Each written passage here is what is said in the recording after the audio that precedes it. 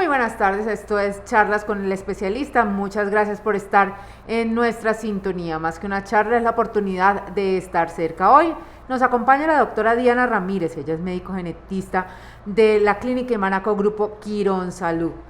Doctora, muy buenas tardes. Buenas tardes para todos, agradezco de nuevo la invitación a este espacio. Bueno, el tema de hoy es enfermedades huérfanas. ¿Qué podemos decirle a todos nuestros seguidores acerca de estas enfermedades? Bueno, las enfermedades huérfanas o raras están definidas para la población en que se diagnostican como aquellas que tienen una baja prevalencia, es decir, que tienen una baja aparición en comparación pues, con otras enfermedades. Cada país define lo que para ellos será raro o huérfano y pues en Colombia se ha definido que toda enfermedad cuya prevalencia no sobrepase más de 1 en 5.000 habitantes será considerada una enfermedad rara y estará protegida entonces por la legislación que las cobija. Bueno, pero ¿cómo hacemos precisamente, doctora, para determinar cuáles son esas enfermedades que queden catalogadas en esa baja prevalencia, además de ser pues como poco comunes? Pues realmente digamos que podemos basarnos en la experiencia que ya tienen otros países. Ya se han identificado un grupo de enfermedades dentro de las cuales sobresalen principalmente las enfermedades genéticas, que ocupan más o menos el 70% de todas estas enfermedades. Entonces lo que nosotros normalmente hacemos como país, ya que nuestra legislación solamente se instauró a partir del año 2010, es precisamente mirar cuáles son las enfermedades que ya se han reportado en otras latitudes y tratar de buscar específicamente si dentro de nosotros tenemos también las mismas y empezar a hacer un registro bien particular de ellas. Bueno, ¿cuántas tenemos listadas nosotros aquí en Colombia? Hasta el año pasado, que se hizo la última actualización del listado del ministerio, más o menos teníamos identificadas de las 6.000 que se conocen alrededor del mundo, 2.198 para nuestro país. Esto debido a que el registro mediante la ficha de notificación obligatoria es la única manera de llevar la cuenta y de pues, saber y poder localizar específicamente dónde están ubicados nuestros pacientes y de qué diagnósticos están padeciendo. ¿Y cómo se puede establecer ese seguimiento, doctora? ¿Se tiene más o menos una idea de cuántas personas con enfermedades huérfanas existen en nuestro país? Sí, nosotros hasta el momento, de acuerdo a esa misma notificación y dentro del grupo de esas enfermedades que ya se han identificado y reportado, actualmente ya se tienen censadas 58.000 personas aproximadamente, pero se estima que alrededor del mundo más o menos 300 millones de personas padecen una enfermedad o tienen un diagnóstico específico de una enfermedad rara, y en Colombia esa cifra se estima alrededor de los 350.000 personas. Es decir, que tenemos un subregistro debido a la baja tasa de diagnóstico y al retraso en la identificación, y después de que se identifican también hay retrasos en la notificación obligatoria. ¿Y cómo se logra identificar precisamente esas enfermedades? Bueno, pues digamos que el común denominador de una enfermedad rara o huérfana es su cronicidad, es decir, son personas que desde la infancia tienen un tipo de aparición de alguna condición clínica específica a la cual se van sumando otros diagnósticos. Entonces puede ser un paciente que inicialmente consulta por un problema en el corazón, una cardiopatía, pero resulta que también tiene un problema a nivel de sus músculos, pero resulta que también les llama la atención que tiene algo en los riñones, o que también puede cursar con algo a nivel del sistema nervioso central, en su cerebro, por ejemplo, en los ojos. Entonces ya cuando aparecen varias condiciones juntas o varios rasgos clínicos que no se explican fácilmente pues por una sola causa, empezamos a sospechar que puede haber una patología que llamamos una enfermedad rara. Y adicionalmente, pues estas enfermedades normalmente son progresivas, entonces son pacientes que a pesar de consultar a múltiples especialistas o de tener muchos diagnósticos, no mejoran con las terapias convencionales, a pesar de que hay un problema específico que se puede identificar en algún sistema de su cuerpo y se hacen las intervenciones, no es un paciente que mejore, que sus padres noten que está evolucionando adecuadamente, entonces aparecen las preocupaciones y aparecen las preguntas del por qué se está presentando este cuadro clínico. Hay algo más detrás de todas estas manifestaciones que no son fáciles de juntar y de explicar por algo común, entonces allí es donde empezamos la sospecha. Hablábamos de más o menos un 80% de estas enfermedades que son de carácter genético. Eso quiere decir que se podrían saber, se podrían conocer antes del nacimiento? Pues como lo mencionas específicamente, estimamos que alrededor del 70-80% de todas las enfermedades raras que se han identificado en el mundo tienen una causa genética. Es decir, que hay una explicación desde la información genética, una mutación específica dentro de la información que nos codifica como seres humanos y que permite que se expresen todas nuestras características que van a ser la etiología final o la causa final que nos explique la condición clínica de los pacientes. En ese orden de ideas, digamos que la tecnología de diagnóstico que tenemos al día de hoy permite hacer los diagnósticos de ese grupo de enfermedades mediante técnicas de biología molecular que aplicamos al diagnóstico en genética. Sin embargo, lo usual es que en las pruebas, como me lo preguntas, en la parte prenatal, es decir, antes del nacer, no se hagan pruebas de este tipo que analizan ampliamente la información genética, sino para buscar enfermedades que son más comunes durante la gestación, por ejemplo, problemas de los cromosomas de los bebés. Eso es lo que usualmente tenemos a disposición y ofrecemos porque son más comunes durante las gestaciones. Pero si en las familias hay algún diagnóstico específico de una enfermedad rara ya en otras personas, otros individuos afectados, sí se pueden ofrecer pruebas incluso desde antes de la concepción, o sea, antes de la fertilización como tal, se pueden hacer diagnósticos preimplantacionales, se pueden hacer diagnósticos prenatales, pero ya con sospecha dirigida. De manera rutinaria no se ofrece una prueba en el embarazo que permite identificar muchas enfermedades a la misma vez porque no esperamos que las gestaciones estén afectadas por estas patologías. Claro, o sea que si yo estoy planeando tener un hijo y tengo alguna presencia de estas patologías en mi familia, entonces ahí sí podría expresar eso y hacer las pruebas. Claro que sí. Normalmente con un adecuado asesoramiento genético, que es parte del ejercicio del genetista, lo que hacemos es validar específicamente en todas las parejas con deseos de concepción cuáles son sus antecedentes familiares, personales,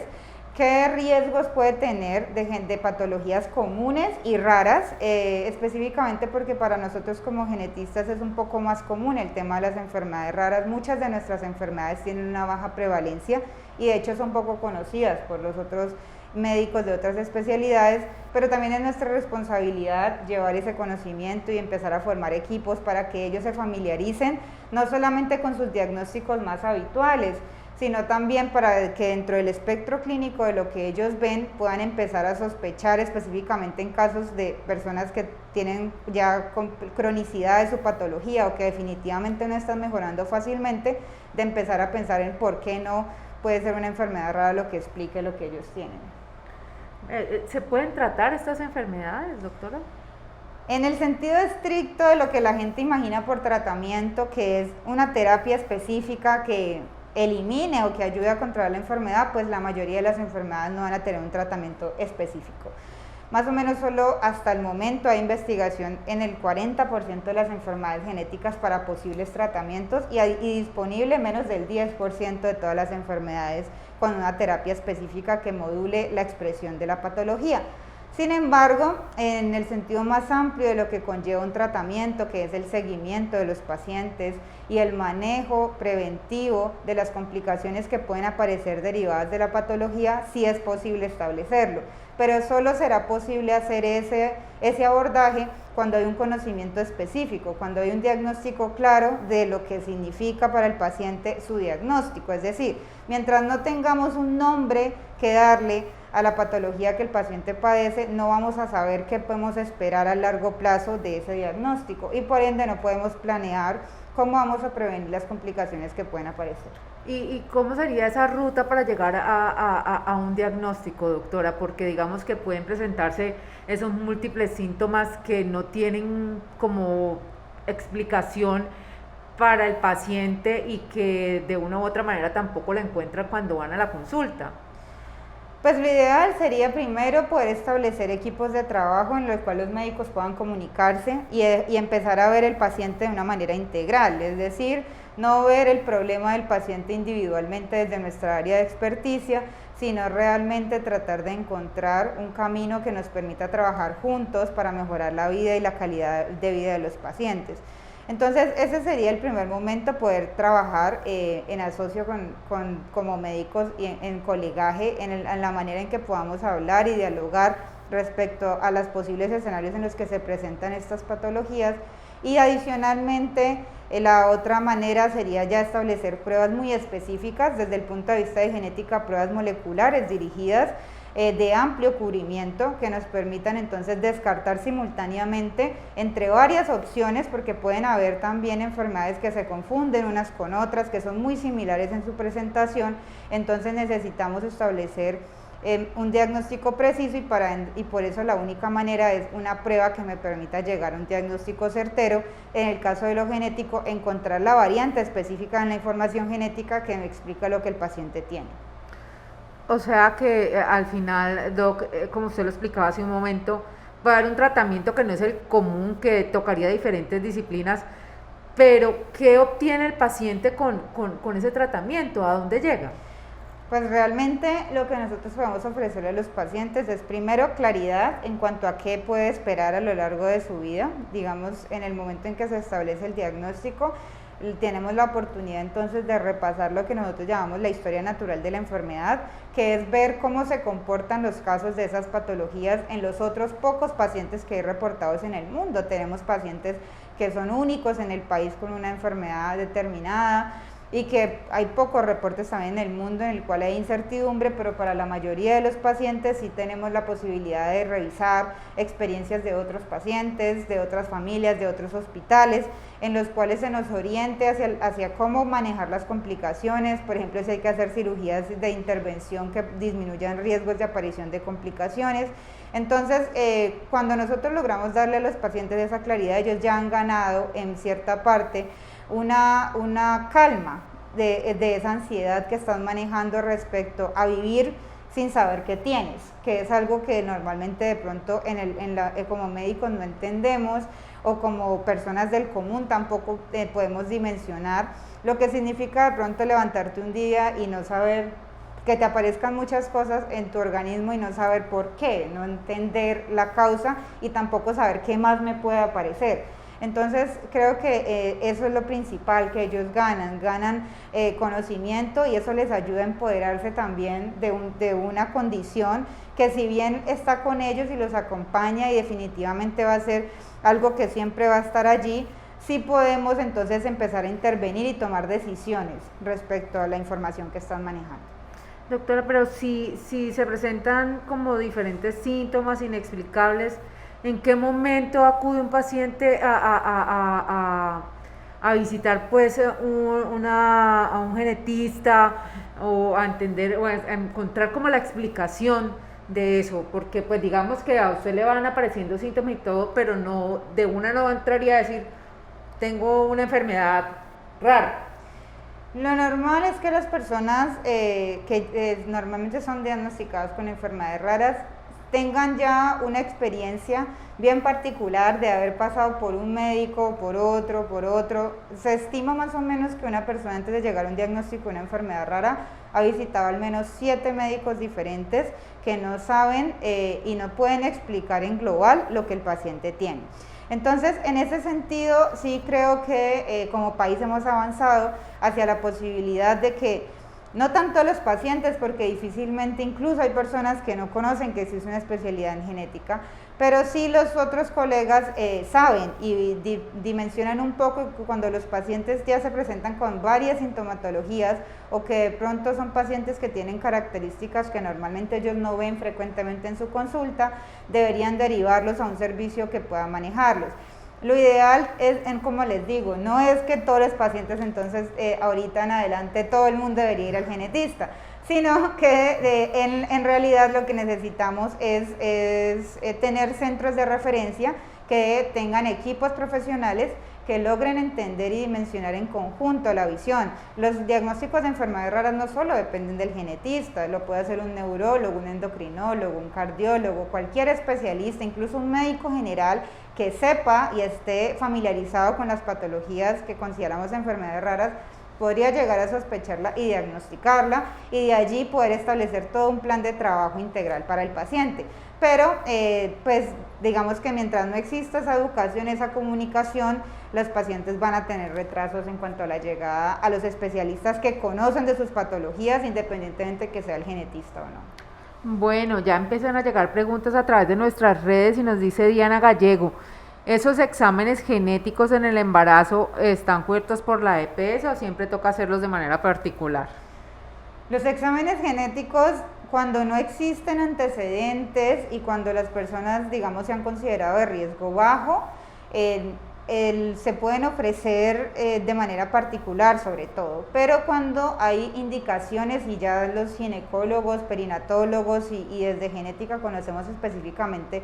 cuáles son escenarios de riesgo, como por ejemplo edad materna avanzada o antecedentes familiares específicos de ciertas enfermedades, se pueden gestionar pruebas específicas que permitan llegar a los diagnósticos. Incluso parejas que tienen pérdidas recurrentes también son candidatos a hacerse estudios cubiertos por el sistema de salud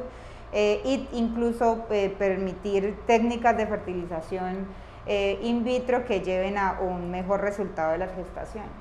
Nos pregunta Jensi Lorena Ramírez Castrillón, dice, mi esposo y mis hijos tienen osteocondromas y el menor de 6 hermanos, los otros hermanos no la tienen. ¿Esto es una enfermedad huérfana y es posible que la haya heredado de algún familiar? Bueno, los tumores benignos de los huesos pueden entrar dentro de unas categorías de patología genética que normalmente conocemos, pero deben analizarse muy bien en cuanto a la parte patológica específica de la apariencia de esas masas, de esas tumoraciones, y pueden haber diferentes diagnósticos. Podríamos empezar a sospechar que a veces algunas patologías pueden pasar desapercibidas en la familia y haber sido heredadas. Puede que mi padre o mi madre no supieran de alguna condición específica hasta que no me la diagnostiquen, porque de pronto en el momento en que él creció eso no era considerado un hallazgo importante o no había la tecnología para diagnosticarlo. Sin embargo, también existe la posibilidad, y eso varía de enfermedad a enfermedad, de que aparezca completamente de nuevo una enfermedad en la familia, es decir, que el paciente se presente como el único y primer caso de su familia donde no hay ningún antecedente y donde ninguno de sus padres haya sido el responsable de esa herencia. Nos pregunta Alexandra Pozo, ¿qué nos puede decir sobre la anemia de células falciformes? Bueno, anemia de células falciformes es una enfermedad muy importante en nuestra región. Nosotros, digamos, como país con alto mestizaje y en particular la región del Valle, por la llegada de africanos y los asentamientos africanos en nuestro territorio, tenemos una gran población afrodescendiente que es la principal afectada por esta patología, o cualquier persona en nuestra región que tenga ancestría africana. Heredamos una variante específica que se identificó por primera vez en África hace muchos años y ocasiona que las células de la sangre tengan una alteración en cuanto a su forma, es decir, los glóbulos rojos que conocemos que son los responsables de transportar el oxígeno en nuestra sangre tienen una apariencia diferente a la de las personas que no tienen la patología, y eso les ocasiona particularmente a los pacientes unas obstrucciones que llamamos nosotros isquemia a nivel de la circulación de los vasos más chiquiticos que llegan al final de las extremidades o al abdomen y tienen una sintomatología clínica que podemos distinguir. Esta patología es muy frecuentemente relacionada con que ambos padres sean, como lo que nosotros llamamos en genética, portadores de una variante que para ellos no les ocasiona la enfermedad como tal, pero sí pueden transmitirla a sus hijos. Algunas veces los padres de esas personas pueden tener sintomatología más leve o simplemente, digamos, niveles de hemoglobina más bajos, o incluso presentarse con dificultades para respirar o anemia, y valdría la pena entonces empezar a chequear. Es considerada la enfermedad recesiva más frecuente de nuestra población en el Valle, por ejemplo. Y a pesar de eso, y de que es algo más conocido dentro de todo este grupo de las enfermedades genéticas, a veces se retrasa el diagnóstico porque pensamos primero en otro tipo de explicaciones para los eventos clínicos que ellos tienen y no sospechamos la enfermedad de células falciformes. Bueno, doctora, ¿cuáles son las enfermedades más recurrentes en este grupo de enfermedades? Bueno, en particular para nuestras poblaciones, de acuerdo a nuestro registro, tenemos, digamos, reconocidas algunas patologías que más frecuentemente se están diagnosticando, que más pacientes pues conviven en nuestros territorios con esos diagnósticos. Digamos que a nivel mundial ya tenemos algunas enfermedades que son comunes dentro de este grupo de enfermedades raras, que son, por ejemplo, dentro de la parte neuromuscular, lo que llamamos las distrofias musculares. En ese grupo de enfermedades cae, por ejemplo, la distrofia muscular de Duchenne, que por cierto tendremos un conversatorio el día lunes alrededor de esa patología y de su identificación. Adicionalmente tenemos también otro grupo de enfermedades que son normalmente llamadas enfermedades metabólicas, dentro de las cuales en Colombia realmente hay identificación de algunas patologías como síndrome de Gaucher, síndrome de Morquio, que son enfermedades que tienen una clínica que también conjuga, por ejemplo, dolor, como aparición de dolores que no se explican fácilmente, a plaquetas bajas, por ejemplo, y también pues se empiezan a descartar, por ejemplo, por hematología causa, si no se llega a un diagnóstico y al final resulta siendo una enfermedad de Gaucher o enfermedad de Fabry, también con clínica similar, con dolores a repetición que no tienen explicación. Tenemos también dentro de Colombia formas específicas de talla baja, como el enanismo primordial. Tenemos pues diagnósticos que son ya más familiares para las personas, como lo es la acondroplasia, que es el enanismo pues que conocemos habitualmente las personas de talla baja que participan en películas y todo lo demás. Dentro de ese grupo pues de enfermedades existen esas patologías que ya estamos más familiarizados con ellos y también resultan siendo raras para el resto de los médicos especialistas. Nos preguntan a través de Instagram, ¿el síndrome de Brugada es una enfermedad rara? El síndrome de Brugada entra dentro de la categoría de las enfermedades cardiológicas que son enfermedades raras.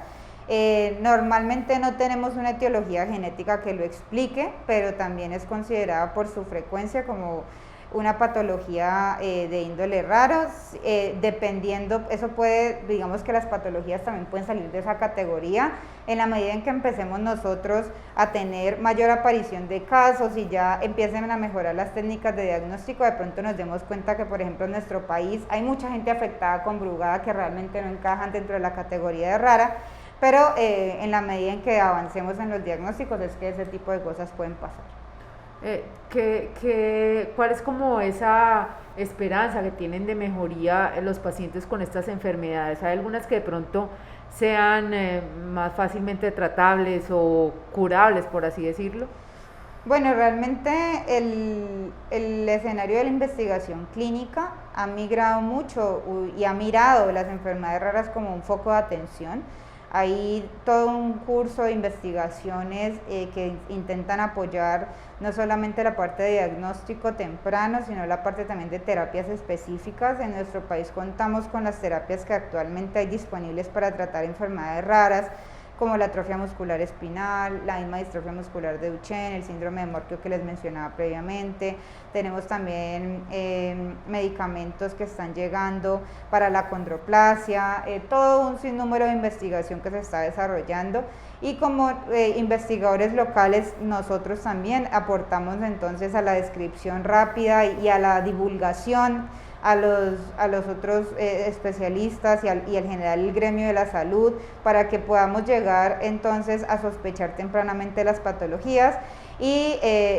poder tener a nuestra disposición lo más temprano posible las terapias que tenemos o intervenir, porque lastimosamente debido al carácter progresivo de las patologías, muchas veces si hay un diagnóstico tardío ya no hay mucho para ofrecer desde el punto de vista terapéutico, porque la mayoría de las complicaciones ya se han instaurado y no se pueden revertir. Lo que podemos hacer es prevenir la aparición, más no revertir lo que ya se ha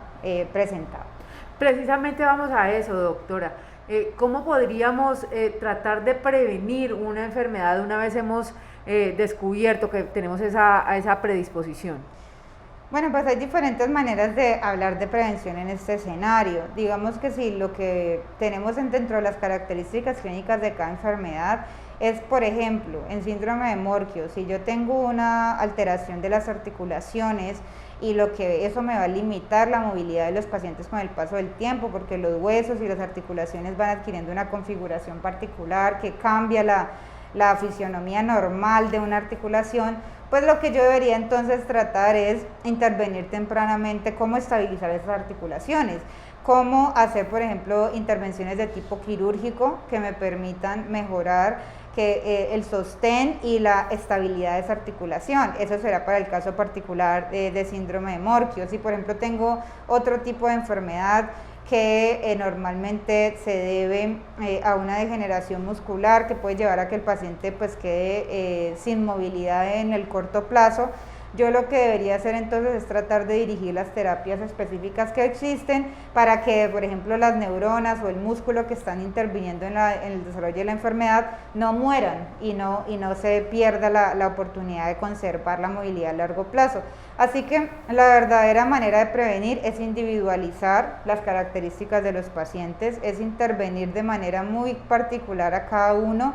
entendiendo el contexto de su enfermedad, entendiendo las complicaciones derivadas y entendiendo cómo realmente han demostrado ser efectivas las intervenciones a lo largo del mundo y en otros pacientes que se han presentado con las patologías.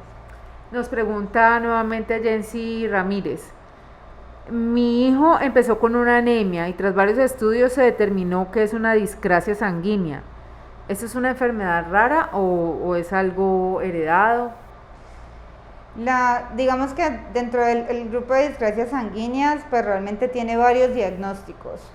algunos de ellos más comunes que otros, entonces necesitaríamos establecer específicamente lo que yo llamo con mis pacientes darle un nombre y un apellido a la condición. Tenemos de pronto, por ejemplo, te hablaba ahorita, una distrofia muscular o una displasia esquelética, pero dentro de las displasias esqueléticas hay 100 displasias esqueléticas, dentro de las distrofias musculares hay más o menos unas 20 diagnósticos diferenciales, entonces necesitamos establecer específicamente cuál es, porque además cada uno tiene un mecanismo de recurrencia y de herencia diferente, cada uno tiene un comportamiento diferente, entonces eso empieza a complejizar el asunto y lo que realmente necesitamos es tener un diagnóstico concreto. Entonces no te podría decir específicamente, pero en la medida en que se avancen los estudios y de pronto poder ver los pacientes desde genética, deberíamos poder llegar al diagnóstico específico si es que existe una causa molecular que lo explique. Nos pregunta Andrés de R0924. ¿Una persona que debuta con síndrome de Baxter podría volver a repetirse en la familia? El síndrome de Baxter como tal en este momento es una de las enfermedades genéticas que aún no tenemos conocimiento de su etiología, de su aparición. Como tal nosotros llamamos una asociación porque es una aparición de síntomas juntos, síntomas clínicos que no tienen como tal una explicación lógica desde el punto de vista del desarrollo embrionario. Tampoco tenemos genes que expliquen la aparición de esa condición particular, pero sí se ha visto que cuando aparecen este tipo de alteraciones en las familias o de presentaciones clínicas complejas como lo de la asociación Baxter, definitivamente hay un riesgo mayor que en el resto de la comunidad general de volver a aparecer. Específicamente podría hablarse de que para todas las personas existe un riesgo más o menos del 3 al 5% de que se presente una enfermedad genética cualquiera que sea, y cuando ya ha aparecido previamente una enfermedad, esos riesgos podrían elevarse hasta el 10%, es decir, duplicarse, y para algunos escenarios como por ejemplo el labio paladar hendido, que es una anomalía del desarrollo de cráneo facial, eso podría aumentar hasta el 30% dependiendo de ciertas características en cuanto al sexo del individuo que nace o la gravedad de la condición. Entonces tendríamos que ver bien cómo es el patrón, qué ha pasado en esa familia, si solamente hay un caso, cuáles han sido las manifestaciones asociadas que tuvo el caso, porque hay toda una lista de características específicas y con eso definir las posibles recurrencias. Bueno, cuando conmemoramos el Día de las Enfermedades Huérfanas, ¿qué es importante que la gente tenga claro, doctora? Bueno, entonces, a propósito específicamente de la conmemoración, a nivel del mundo se decidió que el 29 de febrero sería la fecha seleccionada para hacer una conmemoración a todas las personas que actualmente viven en el mundo con una enfermedad rara. por toda la lucha que han llevado para poder entender un poquito cómo funcionaban estos procesos clínicos, para lograr